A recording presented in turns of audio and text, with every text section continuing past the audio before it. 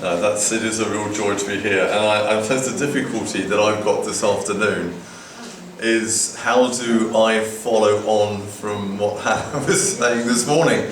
I'm truly blessed to have such a wise and intelligent wife who is able to stand here and bring her own thoughts and words from the Lord in that way, and it's a wonderful thing when you're really blessed in that way.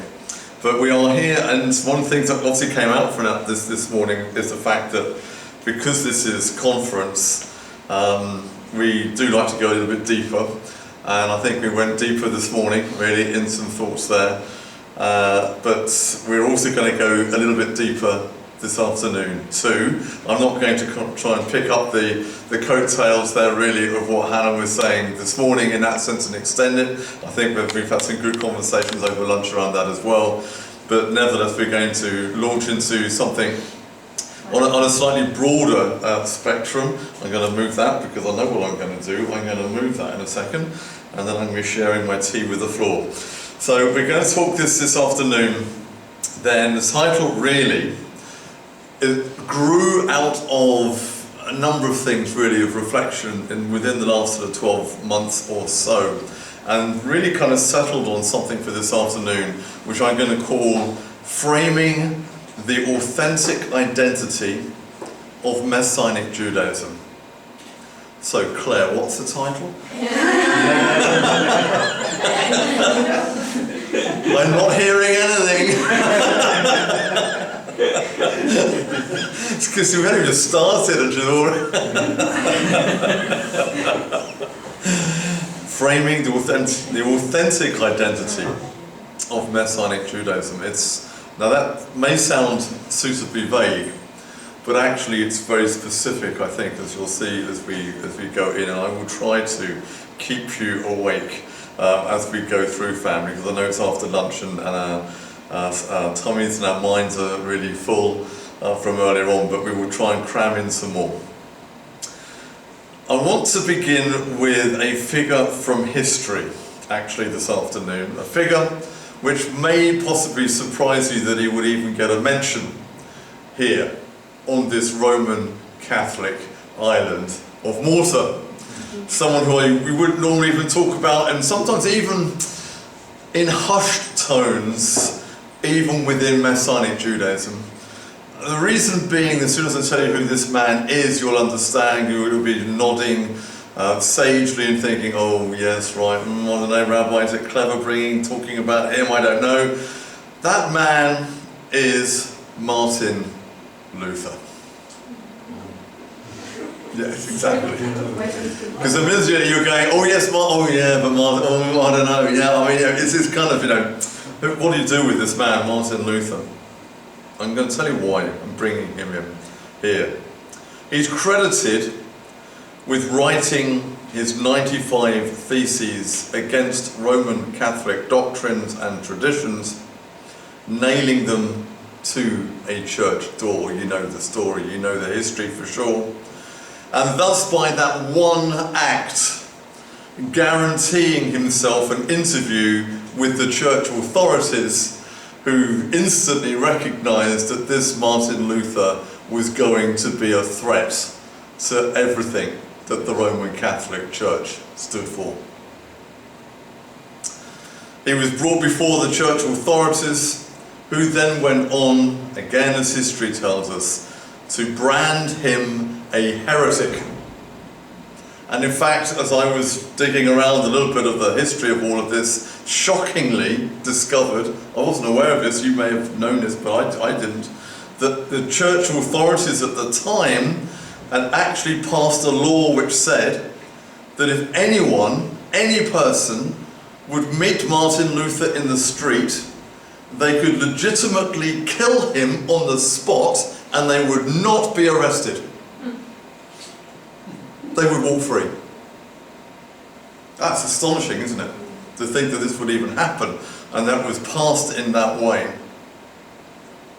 And sure, Luther must have known when he was working on his theses that this wouldn't just disappear under the radar.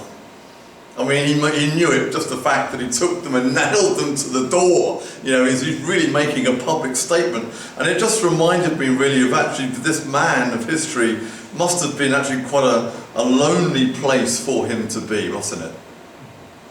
Imagine the conviction that you've got that your life, its very destiny, its very purpose as a man of history that he was, regardless of what we kind of think of him today looking back, but in his day, as he perceived himself and his calling on his life, the very reason he was there was to literally do this act and bring about something which would radically change the course of history, and he must have felt like he was standing alone.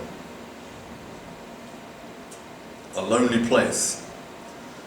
Actually, as we discover that as he came out of that meeting with the authorities, there were a number of people who were quite sympathetic with him, who hid him in various palaces and buildings to make sure that he continued to live, which of course he did. And it reminded me as well again of Elijah, you know, in the face of what he was trying to bring, the reform and renewal of Israel, in the face of Jezebel and the idolatry and everything that was going wrong within Israel at the time. He flees, doesn't he, from Jezebel, and he runs into the desert, runs down to Sinai again, finds himself a cave, and he's locked up in his little cave there, isn't he? And he's saying, oh, woe is me, they're all dead and I'm the only one. And of course the Lord says, I'm not having any of that. No, you're not. You know, there's still 7,000 who have not bowed the knee to Baal. You are not on your own. And this reminded me that there are moments in history, like with Luther or Elijah, and many, many, many other situations, and ourselves included, I would say, in all of this, when sometimes we just feel that loneliness, that sense that God has called us at a moment of history to stand up and, like Luther, bring a reform and a renewal to the faith in a way which will go on to radically change history. And it can be a very lonely place. Because it's not about us standing here and passing judgment or this or that or the other. It's not that. It's not about negativity. There's something that burns in us. I would put it to you and for all of us here and for everyone who is watching and listening, I would suggest what brings you to a place like this is a passion in your heart and in your spirit which you're hearing from God, that is calling us to be an active part and participant in this renewal that he is doing in our day. You can't sit by and watch this happen. You know, you need to get involved. It's like, I've got to be a part of this. You sense it in your spirit, in your heart, all the way through. And just as Luther was keen to bring people back to the Word of God, back to the Bible, away from traditions and the authority of men, so too we sense this, do we not, in our day, as our calling and our task. Get back to the Word of God again in all of this. And for that response to God's call upon his life, he was attacked, but he did not budge. And his famous last public words, which I was really encouraged by a couple of weeks back when I was writing all of this, and it's gone down in history as his last words as he stood before that Catholic authority there, and he said, "Here I stand, so help me God, I can do none else. Come what may, here I stand." Not just brave words, he knew, just by uttering those words, that he was effectively bringing a death sentence upon himself. How dare he challenge the powers that be that were forming and framing the very definitions of what our faith should be. How dare he come along and say, we need to get back to the Word of God that should give us that framework and definition. And he wanted to take people there, but of course the status quo never wants to budge very far. Now I know there are issues with this man, as he then turned out later in his life, and that's not really my point today. What my point is through all of this, and encouraging for us, for what I'm going to say, is that this is a man who stood his ground, and through him a reformation of the faith happened that literally changed the world, didn't it? If it hadn't been for him, his courage, his spiritual tenacity and faith and vision, if he'd buckled under that and said, you know what, I recant it all, I'll come back and be a good Roman Catholic, how different would history be today? And I say that here, Roman Catholic Malta, how different would it be around the world? But he stood his ground, and so the Reformation begins. Yeshua also is in this category too, doing exactly the same with his teaching. He brought a reformation to the various strands of Judaism in his day in the first century, as we've spoken of before, the different streams of Judaism of the first century that were there, all vying for that central place to say, it's us, we're the way, follow us, we're the way. Half of them in the desert with the Essenes, and there's another lot with the priests, and there's another lot with the Prushim who are more into the kind of the Torah texts and things, let alone all the other groups, and there were many. Which Messianic Judaism, in that sense, historically, was just one. But in this mix, Yeshua came in, bringing people back to the Word of God, back to the Torah. And again we read, do we not, in the Messianic writings, when Yeshua takes on the power of authorities in that way. You've heard it said to you, you've heard so-and-so preach it, you've heard that handed down to you, but I say to you, on authority from my Father in heaven, this is the way. It's exactly the same courage, isn't it? That bravery, that desire to see God's word, the actual words of heaven being lived out and practiced for real in this world. That same vision drove Yeshua in that way to reform and reinterpret, revitalize what Judaism was in his day, but ultimately, yes, back to the Word of God, back to the Torah. One of my themes I keep coming back to is we've got to get back to the Word of God. And not in just some kind of Christian evangelical way. We're talking about the Torah. We were talking about it before. It's kind of, or we can get back to the Scriptures. And it's more than that, isn't it? It's all of the Scriptures. You've got to get back to the Torah, get back to the root of it all. Find out where these commandments are, what they're connected to, what the context, what the history is, what has been taught around it. Deconstruct it, pick it apart, and put it all back together again. That's what's driving us in all of this. But if that's what we're doing today, and despite what Wikipedia says, which as we know that Wikipedia is not the fount of all knowledge and wisdom, apart from what Wikipedia says about Messianic Judaism starting in 1976, right? Read it, it's really quite funny. Messianic Judaism did not start in 1976 or anything like in a modern time. It was around 2,000 years ago. Let's get the history right. But what does that look like then for us? And this is where we've got to dive in.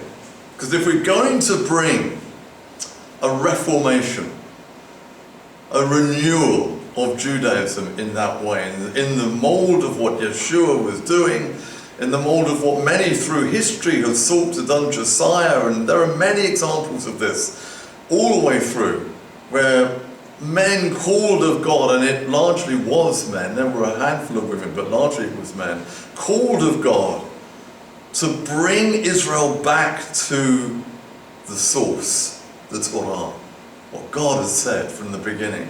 Now, if we are called to do this, what on earth is it going to look like?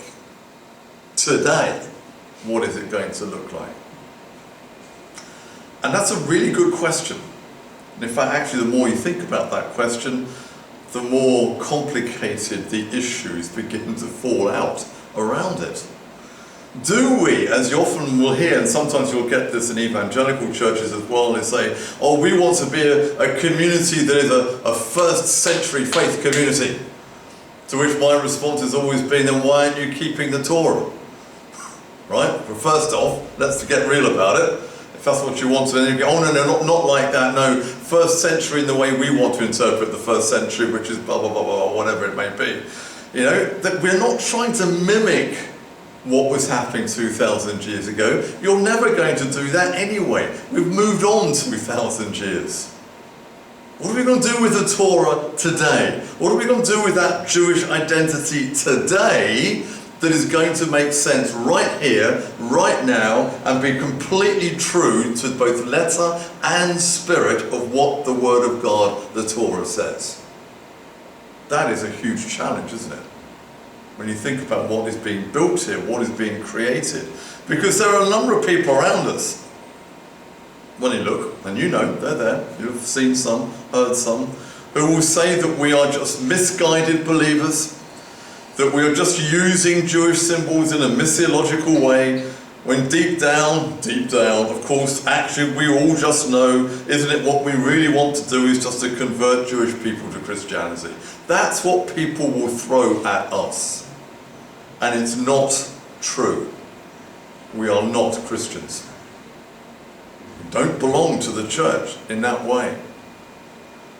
Yeshua made it clear, all the writers of the Messianic writings that we see, the letters of Shaul and so on, are absolutely crystal clear in this. None of them, and I mean none of them, were in the business of creating a new religion called Christianity.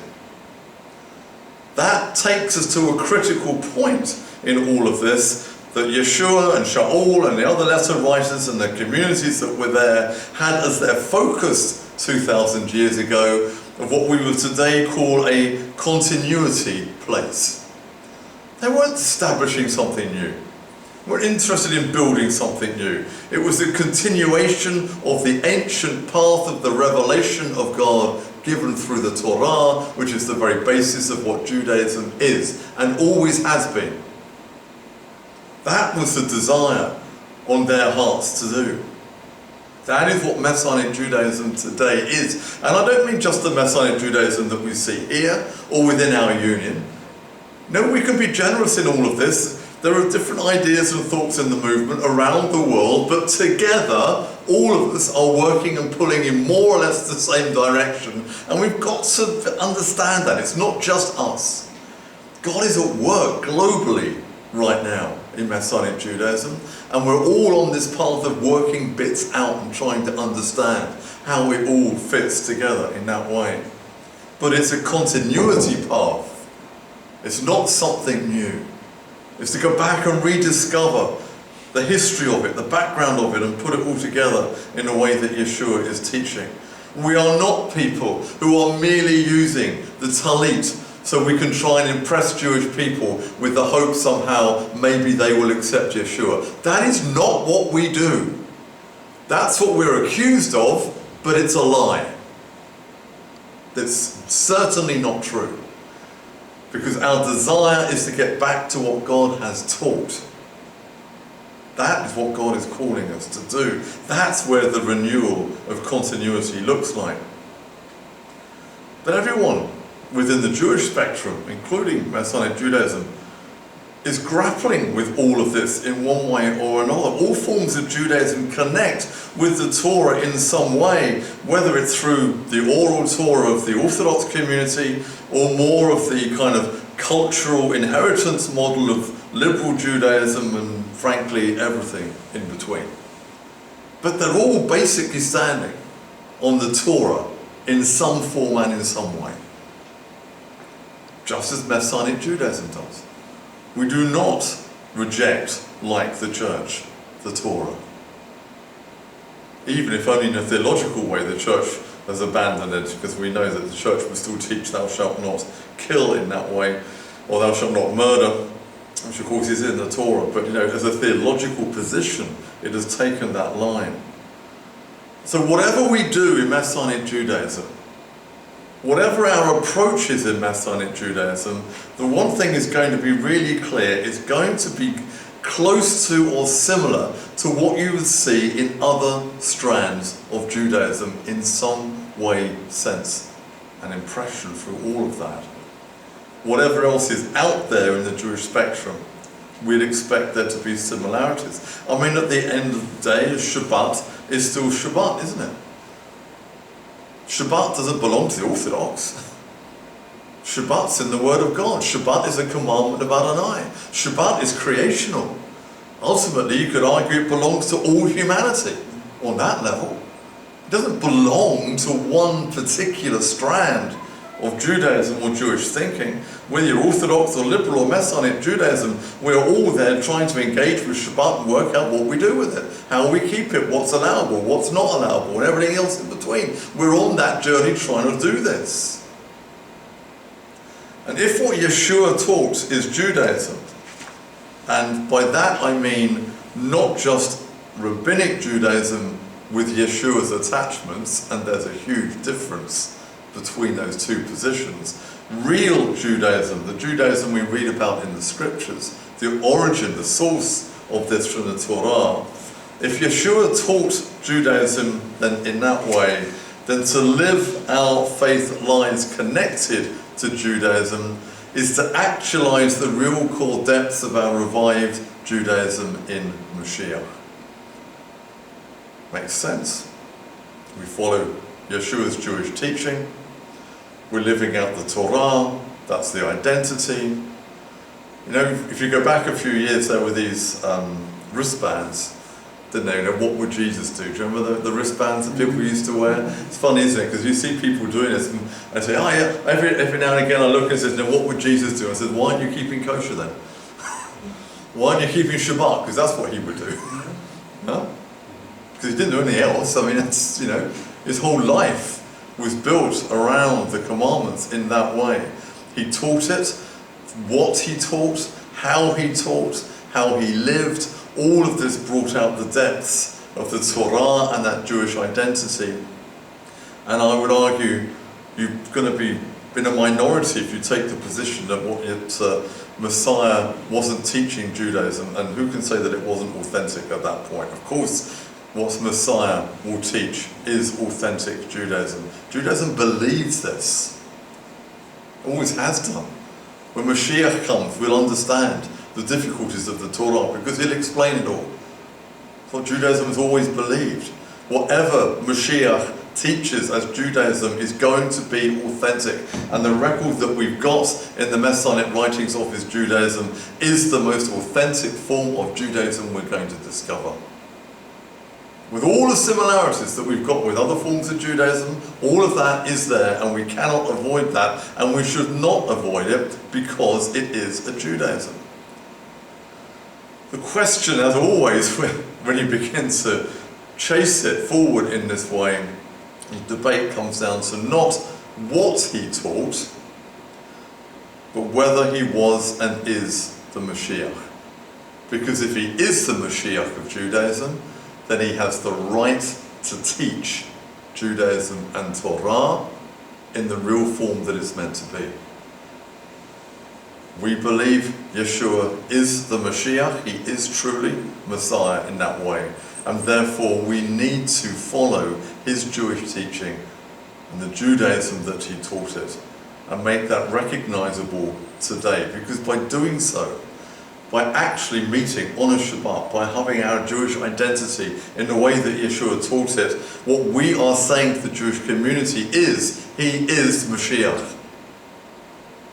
And we don't have to ram it down throats. We don't have to be banging on doors. We just have to be. Just exist. Have a profile. Be visible in that way, because it's a powerful message that gets sent out. He is the Mashiach, and it's Judaism that he taught. Judaism is not just what the rabbis have taught us. And I know that there are many within Rabbinic Judaism who will be offended at that statement. I don't say it in a way to be deliberately offensive. That's not my goal. But the Judaism that we see that the rabbis have created is different from the Judaism that we see in the Torah in here. And we know there are reasons for that. Just as Roman Catholicism ended up in a very different place to what you read in the Word of God too. These things happen, it's historical, it's there.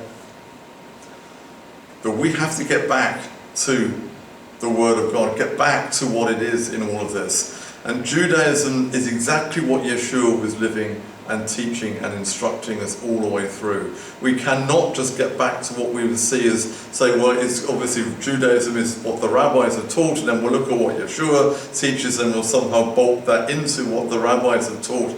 We see how he argued with the Prushim of his day and was saying, no, not like that. This, you've misunderstood the premise of that. It's got to be this. He deconstructed all of that and said, you've got to get back to what God has said in the spirit of the Torah if we're going to have a strong identity as Messianic Jews and not confuse things and mix things up in that way. But now, of course, we really begin to lift the hood up and we begin to start looking underneath it all, because suddenly we discover that life is a bit more complicated. I think in all of this, there are wider questions for us in the restored Messianic Jewish movement. Just how much of what we are doing, teaching, living out, our theology, both implied and actual, is actually defined by Yeshua and the written Torah. Just how much of it is. It's a real challenging question, because there's a whole load of things that we do as Messianic Jews, which probably over the last 2 or 3 years or so, having conversations, interactions with people who are opposing us often as well, and we have to listen to people who are opposing us. And we have to try and understand why we get reactions that we get here. And there's been things that have been, I suppose, on one level worrying me, concerning me, and causing me to go back and take a fresh look at sources and how we construct what we do and why we do what we are doing. How much is literally defined by Yeshua? How much of it is defined by what people uncritically assume is Judaism and then connect it with Yeshua in some roundabout way? How much of it is even predicated upon the written Torah at all? Even simple little things. You probably, most of you, I would think you've got a mezuzah on your homes, right? I suspect most of you thought, oh, I know how we do this. You checked on Google, or maybe Martin told you, whatever, so you go home, you put it at the angle because it's got to be pointing in the house, right? Because of that, and you do it that way, and this, and you do that, and you think, I've done it, I've put the mezuzah on the house, I've fulfilled a commandment. Where does it ever say that the mezuzah has to be at that angle, or that particular height, or it's got to have this bit of parchment, and everything goes on and on and on? How much uncritically do we accept about identity in that way that may or may not be critical to Messianic Jewish identity, which then begs the question of what we do and how we do it, because the commandments are there and what we've got are historical precedents around the commandments, but these are historical precedents set by other forms of Judaism. Ouch. Gets a bit more painful suddenly. If we're going to be self-critical in all of this, and I really think the time is right to begin to do this, then we have to analyse, go deeper, and see what is there. How much that we do is built on other forms and expressions of Judaism, and it's surprising when you begin to look at this, how much there is. How much in particular, maybe, is drawn from rabbinic Jewish practice and ideas that defines us. And I suspect that some of this, in my own thinking around this, as I've been chewing it over, some of this, I think, comes from the passion and desire of the emerging Messianic Jewish movement in the 1970s. As Wikipedia is not wrong in the sense it did re-emerge in the 1970s. There was a passion and a longing amongst those early pioneers to really lift up the identity and the profile of what it meant to be a Jew who believed in Yeshua, that led to, shall we say, an uncritical approach to assimilating what appeared to be Jewish without actually deconstructing it and saying, but is it? And what do we mean by Jewish? And we have to ask these questions. some of the early prayer books and things that were coming out, which mimicked a lot of what we would find in any Orthodox synagogue around the world. Now look, don't get me wrong, I love the Orthodox prayers, right? We use some of them, we're using some of them this morning. They're beautiful, they've got great depth, understanding and passion and longing, and 90% of the liturgy that's used is largely drawn upon Scripture anyway. It's not as if it's someone inventing something new. But the structure of this is something which belongs to a tradition which possibly now we need to ask the question, is it right uncritically just to take those things and build them into Messianic Judaism uncritically, that's the key word, and say, but this is now what Messianic Jews do? Or should there be a deeper examination in all of this? What is Judaism in that sense? And we battle this all the time. I go into schools sometimes to do school assemblies and sometimes in RS classes, and if you look at the school books, it's a real challenge. You open up the chapter on Judaism and you've got photo after photo of Hasidic Jews doing ultra-Orthodox practices, and the teacher was saying, This is Judaism, this is what I'm teaching them, and I'm saying to them, whoa, you are teaching them one strand of Judaism. But out there, that is what it is. And it's not only us who are fighting that kind of stereotypical image. Reform Jews, liberal Jews, you name it, are all fighting this on one level. It's what's been handed down for 2,000 years. That is Judaism, and nothing else is. But I put it to you, if that is Judaism, where is Yeshua in it? Where is he?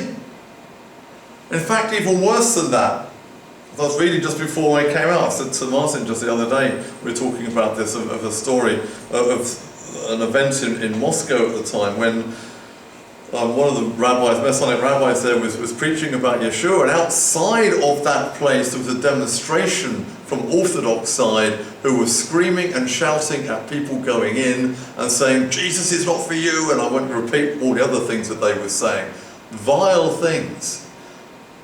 Where is Yeshua in that? And the answer is, he's not.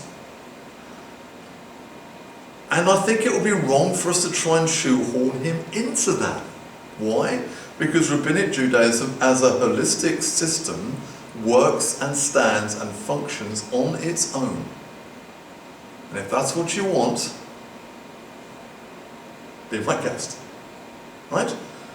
If people want to walk through the streets of Malta holding up a wafer and with little girls with bridal things, if that's what you want to do, look, if that's what you want to do, be my guest. People will do what they want to do. But we need to do what God is calling us to do. And you can't mix things. You can't, this is a burning issue in all of this. It wouldn't actually be fair to Rabbinic Judaism to try and squeeze Yeshua into that system. It's a fully operating, functioning religious system. And it gets by without Yeshua really well. But it does not mean it's right. And that's the point. Yeshua's Judaism operates and functions in a completely different way through all of this. And that comes back to us then in terms of how do we teach that? How do we live that? How do we have that challenging Messianic Jewish identity, that profile which will challenge those uncritical assumptions and bring about real reform and renewal into the system? Because this is what we really need to do. Ask yourself the question, how much of what you do and what you teach and what you believe, even now, right here in terms of what you're doing, is actually solely defined by Yeshua's teachings, and how that upholds the Jewish nature of the scriptures. You know, sometimes people say do an annual check on yourself, like an annual MOT, spiritually, see where you're at. These are good questions to ask. Look at what you're doing and see how much of it is solely defined by Yeshua and what he taught and what he was trying to project as the vision of what this Judaism should be, and how much of it leans on other things. Shabbat observance is biblical, it's Torah. Each Jewish group interprets it in different ways. We have our own ideas on all of that.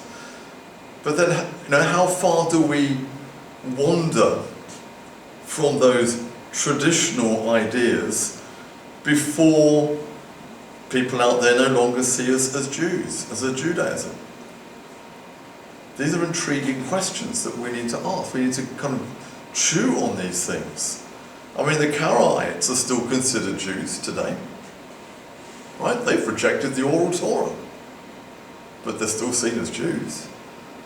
I mean, of course there are people within various sects and groups who would turn around and say, oh, but the Karaites aren't real Jews or whatever. I mean, of course, individuals. But on the whole, they're still accepted as Jews. The Samaritans, yes, absolutely. Even the Samaritans are accepted today by some Jewish groups as being Jews. Because the Samaritans still exist, by the way. I mean, they're in the Middle East, right? And if they can be included as Jews, then why on earth can't we? Seriously. Because everything Yeshua has taught us is Judaism. Is predicated and built upon the Torah and the traditions, the profile of Israel and our history and our land and everything. That is what it is, and it's nothing else than that. But of course, as we know, it always comes down to who Yeshua is. Always does, one way or another. Because otherwise, I suspect there wouldn't be too much of an issue. But let's try and take some practical examples in all of this. This morning, as we were going through the service, it came up that the portion this week was Bamidbar, yes? Correct? That comes from the annual Torah reading cycle, devised by whom? The rabbis. It's kind of interesting. They may not have actually thought about that before because it comes up on a slide every week and you think, well, Martin knows what he's doing, right? So it is Bamidbar, that's what it is, and no one even goes away and questions it. Well, I have begun to question things in all of this. Now, I'm not saying that the annual Torah reading cycle is wrong, but we need to acknowledge that what we are doing in Messianic Judaism today is using the annual Torah reading cycle that was set up by the rabbis from Babylonian times onwards and was then broadly accepted around the Jewish world. That's a fact. Can't deny it. It's there. Of course, what did the church do back at that time? To prove its break with Judaism, the church went on to develop its own lectionary cycle of readings, didn't it? Yeah, you know, if you come from the Roman Catholic Church, you'll know this. You grew up with it, right? This Sunday or that Sunday, or, you know, different readings in Lent or whatever. I don't know, that's not my background. But, you know, it came up with its own. Why did it come up with its own? Because it didn't want the Jewish form, right? That's theological. It rejected the Jewish form and replaced it with its own. Uh-oh, there's that word, replacement. Again, right? This is our problem in all of this, and we are going to continually be hitting this in one sense. In fact, in the first century in Israel, the common practice was a so-called triennial Torah reading cycle over a 3-year period. So you'll know the bits in there in Luke's Gospel and elsewhere where Yeshua went in the synagogue and he picks up the scroll, yeah? The portion that he read that Shabbat came from a 3-year cycle rota, not the 1-year cycle that we've got today. Oh, okay. So maybe that's the better system then. Maybe 3-year cycle is the better system.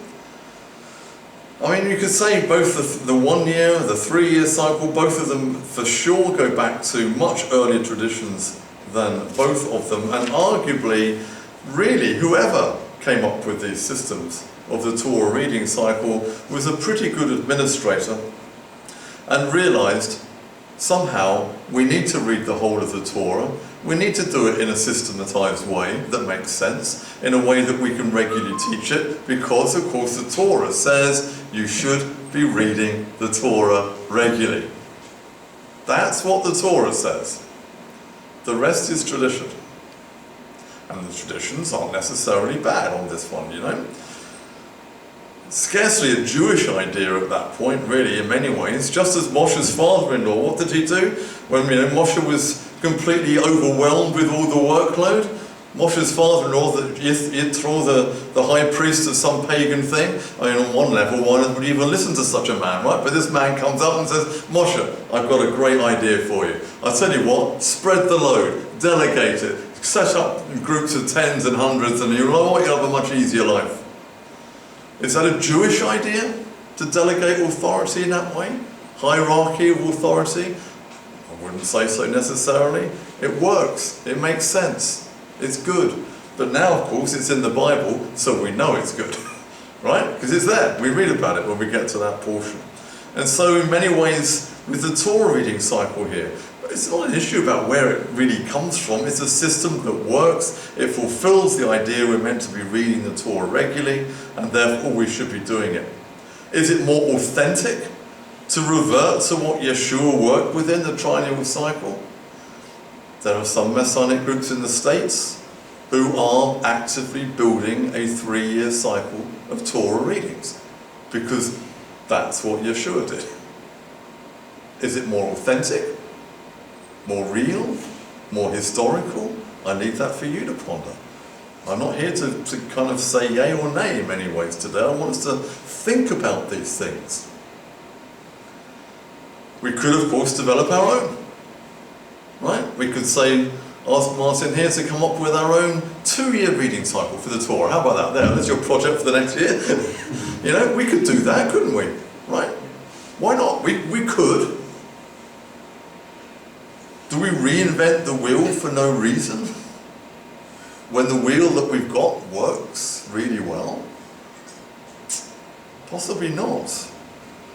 Especially given the precedent set by Christianity here, which rejected Judaism to create something new. I would suggest as Messianic Jews, it would be a dangerous route to go down, to start doing our own replacement things when something that is good and works is already in place. But by doing that, we open the door for others then to come at us and say, oh, you stole that from us.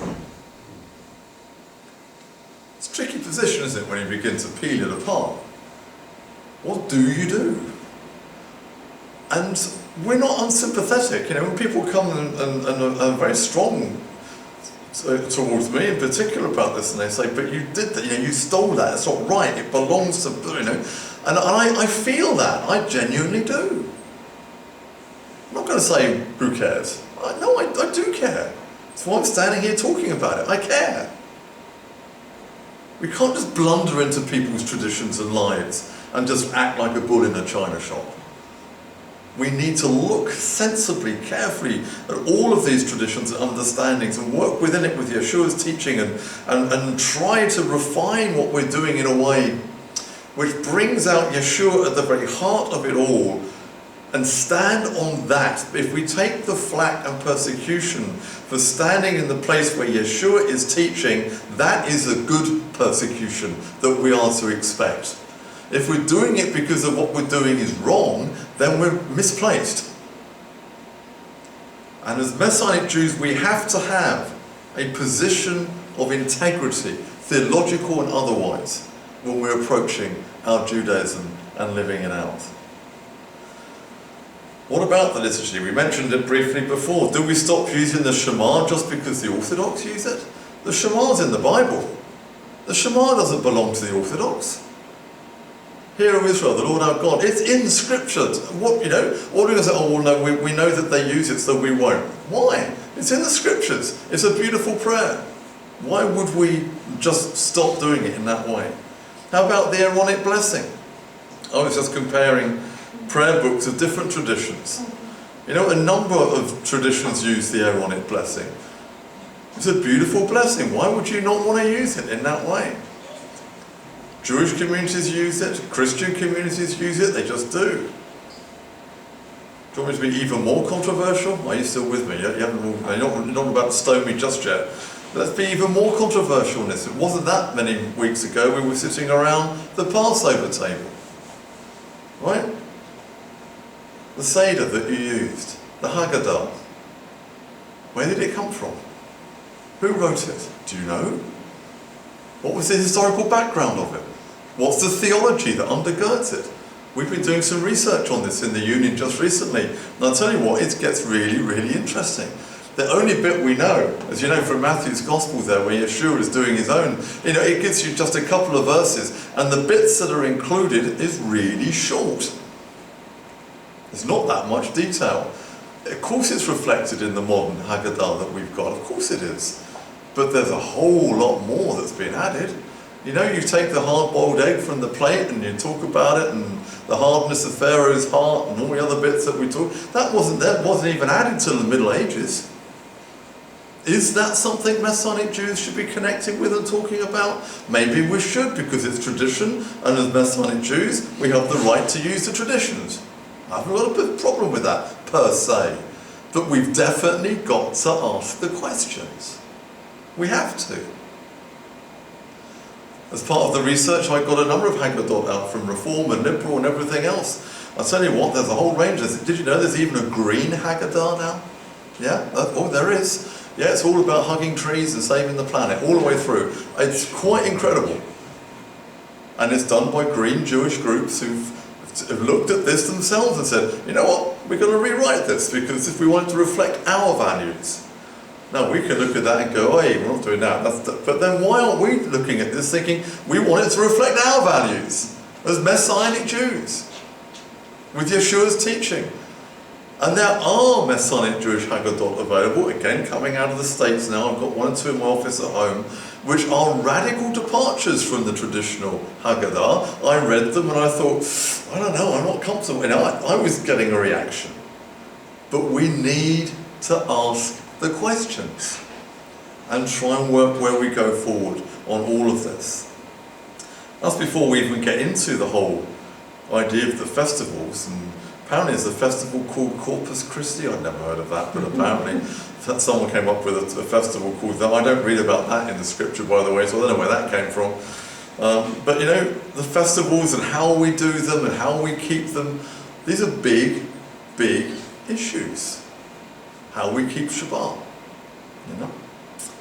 How do we understand work? What's our approach in all of this? And you'll know that as a union we've taken a very clear line on this with our own research of understanding of where the halakha should be, but there are others within the Messianic Jewish movement who are copying, mirroring the Orthodox attitude of the different definitions of work given within the Orthodox community and saying as Messianics we should be adhering to this. That's not what the Torah says. I understand why you might conclude that, but if you're going to ask the questions, you've got to go deeper than a mere kind of, oh, we'll take that and do that. We have to. For integrity's sake, we have to. You know, we're not the only ones doing this, as I already said that. Reform Judaism, liberal Judaism have been there before us. What I found really encouraging, I didn't bring it with me for the weight of the suitcase, but I've got one on my shelves at home. There's some really lovely Reform Jewish prayer books. And they're really different from the Orthodox prayer books. Well, there's a lot of similarity in them. Lo and behold, the Aaronic blessing is in there. The Shema is in there, you know? All the other types of prayers in there, or at least identifiably in there, but adapted and changed and whatever. Our Shabbat liturgies that we're using. Do we go back and have a look at that? Do we ask the question, where did that prayer come from? Who wrote that prayer? How old is the Amidah actually? You know? And is the so-called Lord's Prayer an adaptation of the Amidah? If it is, should we use it? These are questions, right? Maybe that's an identity thing for us. Maybe we're not quite ready to make that shift, but it would be radical But these are big, big issues, and I think as a movement we are beginning to face them. I think we have the confidence to face them because there is a strength now in terms of numbers and identity which is clamouring, I think, for a profile that is identifiably Yeshua-centric in everything. He's the rock on which we stand. If we are standing on anything else, at some point we're going to discover it is sand and we are going to be blown away. We have to stand on the rock, and that is Messiah, Yeshua, in everything that we do. But yes, these other forms of Judaism have developed their own liturgy, their own festival structures, their own Shabbat observances and so on, and as far as I'm aware right now, there's no one out there trying to destroy them. I mean, individuals possibly, but generally they're accepted, welcomed in. Where do we go with this? Because I've put more questions out there than answers this afternoon, and that's quite deliberately. So as I said, it's a conference. I want you to think. I want you to go away and chew on these things, discuss it with Martin, and in your midweek meetings or whatever. Think about these things because they're going to become big issues for us. I'll give you one example, really, of how, in the first century, in conclusion, Messianic Jews had the courage to redefine what Judaism is with the lens of Yeshua attached to it in a really radical way that was different from the way that the proto-rabbis and Pharisees were going. And it may shock you, actually, how radically different it is, but it is genuinely Messianic Jewish. The example I'm going to give you is something that came out of a historical event in 70 CE, a tragedy that hit Israel and the Jewish people, the destruction of the temple. Now, if you know what Judaism is, it's built upon what? Sacrifice, temple, instructions how to build the Mishkan, the animals to bring and everything else. It's absolutely core. We've just done Leviticus, it's there. You can't ignore it. It's real. And now suddenly the temple has gone. The iconic structure at the very heart of Israel and in Jerusalem that stands for the God of Israel and the values that come from following the God of Israel, that temple was gone. It was a catastrophe for Judaism and for the Jewish people. It absolutely was. And people were running around holding their heads thinking, what do we do now? How do we survive? How do we live as Jews? The temple's gone. And we may not react in that way today, but back then, in the first century, you absolutely would. The priests are daily bringing the sin sacrifices for you. And it stopped. It's a disaster. What are you going to do? How does the Jewish community respond to all of this? Because all of these emerging forms of Judaism in the first century had to deal with this in some way. The Sadducees, who were so tied to the temple, disappeared from history. With the temple gone, there was nothing left. The Essenes had long since given up on the temple anyway. They'd got out into the desert. I mean, they were doing their own thing, right? The Dead Sea Scrolls, bearing testament to the fact they were just rejecting the whole thing. They'd nothing to do with it. We'll do our own thing. But again, they sat in their caves and eventually they stopped too. The only two forms of Judaism that emerged from that first century into the second century and beyond is the Pharisaic rabbinic form of Judaism and the Messianic form of Judaism, which later, 400 years, becomes Roman Catholicism at the time. But these two streams of Judaism were the only ones that came out, and both of these streams of Judaism responded to the crisis of the destruction of the temple in their own way. Rabbinic Judaism's response reformatted its theology to deal with this, replacing sacrifice with prayer and almsgiving and other bits and pieces. It developed its own ideas. The leadership of the priests was transferred to the leadership of the rabbis and so on. There's a whole process which goes on in this, and it's fascinating stuff if you like to read a bit of history around that. That was the rabbinic response to this. In a sense, Judaism can and would go on without a temple. but I put it to you, what kind of Judaism will that be when the temple and the sacrifices are so utterly central and core to what Judaism should be? It's going to be a very weakened form of Judaism. A watered down form of Judaism, I would put to you. Because sacrifice has to happen. Without the shedding of blood, there is no remission of sin. There's no atonement without the shedding of blood. You cannot avoid it. It's in the Torah, black on white. It's there. So what do? Messianic Jews went through exactly this same process, but their conclusions were very different, interestingly enough for us. And it's a really good example, I think, for us of what I would describe as the difference Messiah makes. He makes a huge difference in our response to this historical tragedy.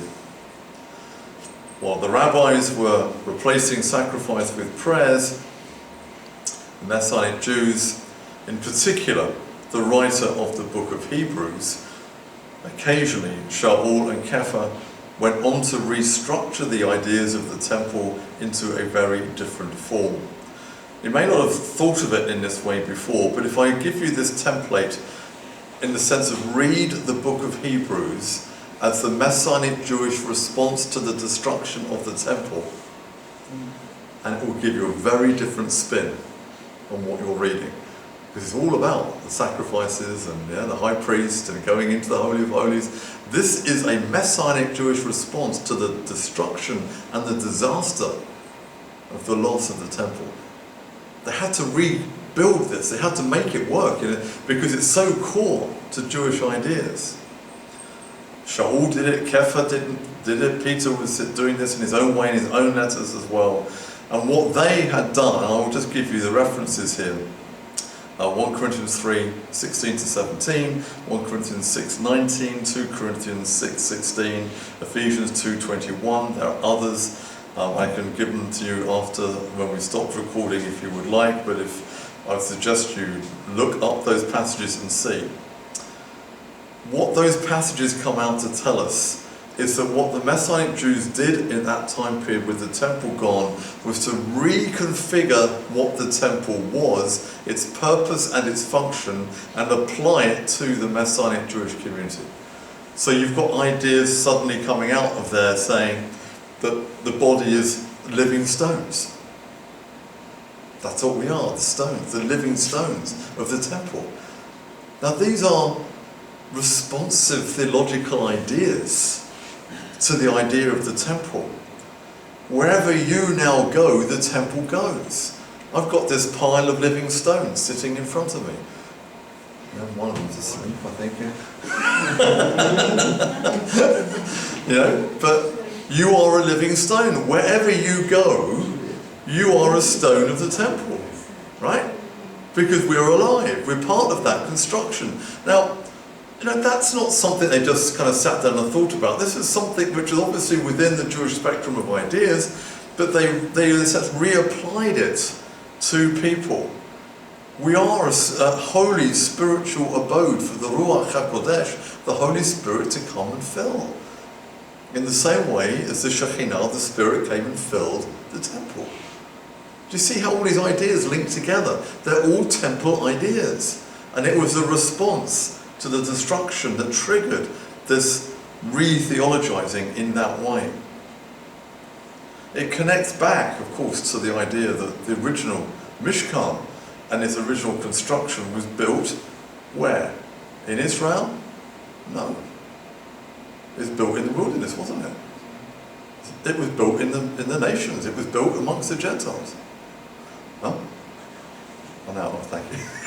It was built not in Israel, but amongst the nations. And again, so this is quite interesting from our perspective. Where has God now placed the living stones? Right? Back out in diaspora amongst the nations.